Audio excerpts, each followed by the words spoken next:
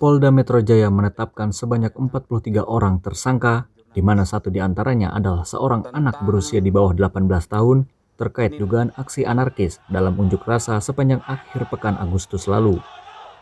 Hal itu diungkapkan Kepala Bidang Hubungan Masyarakat Polda Metro Jaya, Kombes Pol Ade Aris Syam Indradi, dalam konferensi pers di Jakarta Kamis 4 September.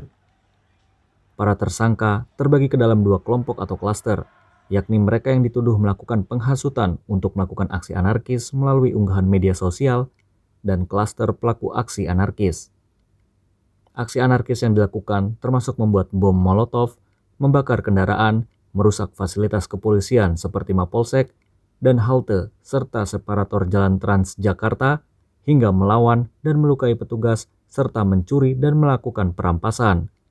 Pendalaman terus dilakukan terkait para tersangka tersebut.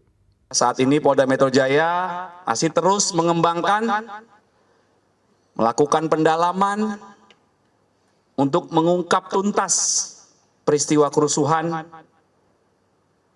agar nanti dapat terungkap aktor penggerak utama di balik kerusuhan-kerusuhan yang terjadi ini.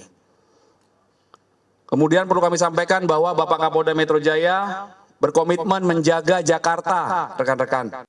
Polda Metro Jaya berupaya memberikan perlindungan dan rasa aman bagi masyarakat dengan bersiaga 24 jam di lapangan dan melakukan upaya-upaya kepolisian guna menjaga ketertiban dan keamanan.